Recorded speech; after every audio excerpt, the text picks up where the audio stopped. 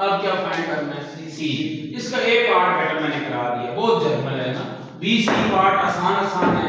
ए part में ना कोई 1 2 3 4 नहीं है। ये कहता है एक लाइन है y = mx + c। ये वेल नोन फॉर्म है बेटा लाइन की, स्लोप इंटरसेप्ट फॉर्म। तो y = mx + c एक लाइन है, सर्कल है x² + y² = a²। बेटा आप पता क्या करेंगे, y ऑलरेडी निकला हुआ है, उस y को उठा के आप 2 में पुट कर दें। जहां y है वहां mx + c को ऊपर कर दें।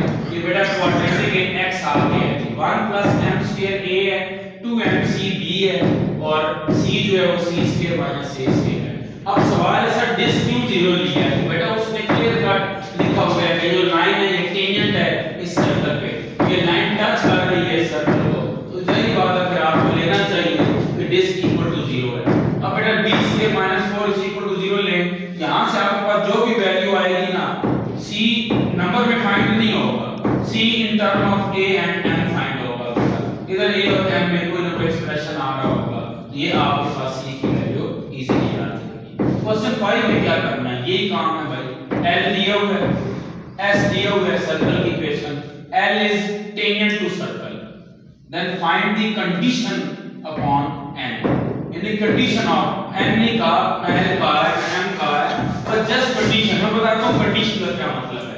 बेटा यहां जो इक्वेशन नहीं आएगी c a और m में, इसको कंडीशन कहते हैं बेटा। तो यहां जो इक्वेशन आएगी ना in the last l m n g f c में, उसको कंडीशन कहेंगे। कैसे आएगी बेटा, लाइन में से x निकालें या y निकालें, आपको मर्जी है, सर्कल में पुट करें। सर्कल में बेटा जब पुट करेंगे रिजॉल्व करेंगे सारा, क्वाड्रेटिक इक्वेशन में y मिल जाएगी। वहां से बेटा आप क्या करेंगे, a b c अलग-अलग करेंगे, y से कोएफिशिएंट y से कोएफिशिएंट कांस्टेंट टर्म, दिस को 0 लेंगे, b² - 4 = 0 लेंगे। आखिर में बेटा जो l m n में इक्वेशन आएगी ना, उस इक्वेशन को क्या कहेंगे, कंडीशन कहेंगे। ठीक है, इधर उसने कुछ भी नहीं कहा कि n की वैल्यू निकालें या m की वैल्यू निकालें या l की वैल्यू निकालें। Question 6 same as question 3। Question 6 बेटा खुद करना है, जैसे क्वेश्चन 3 किया है ना, सेम एज क्वेश्चन नंबर 6 आपने सॉल्व करना है। क्वेश्चन 11 बेटा बड़ा जबरदस्त है।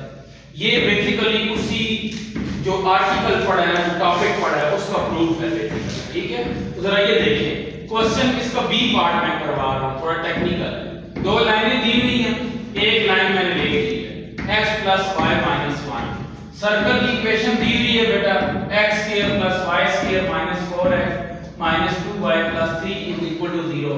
कहता है जी कि प्रूफ करेंगे ये L1 टेंजेंट है। तो अभी थोड़ी देर पहले आपको आर्टिकल में पढ़ा के आए हैं कि जब भी किसी लाइन को सर्कल पे टेंजेंट प्रूफ करना होगा बेटा, तो आप सिंपल उस लाइन में से x या y निकाल कर सर्कल में पुट करेंगे, या सर्कल की इक्वेशन क्वाड्रेटिक इन x हो जाएगी या सर्कल की इक्वेशन क्वाड्रेटिक इन y हो जाएगी। जिसमें भी क्वाड्रेटिक हो आपने डिस्क्रिमिनेंट लेना है। अगर डिस्क्रिमिनेंट बेटा 0 आ गया इसका मतलब है टेंजेंट है, ना आया तो टेंजेंट नहीं है। आज तो आपने टेंजेंट प्रूफ करना है बेटा। क्या करना है जी, इस लाइन में से x निकालें या y निकालें।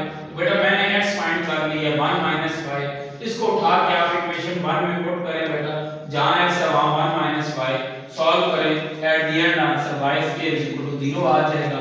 कहता है जी कि y² = 0 को मॉडिफाई करके लिखें, तो y² + 0 y + 0 = 0। a 1 है, b 0 है, c 0 है। डिस्क नेम बेटा b² - 4ac, b का स्क्वायर 0 का स्क्वायर -4, a 1 है, c 0 है। सॉल्व करें, एट द एंड आंसर 0 आ गया। एंड प्रूव दैट जब डिस्क 0 आ जाए तो इसका मतलब है L1 is tangent to S। L1 जो है वो आपकी क्या होगी, टेंजेंट।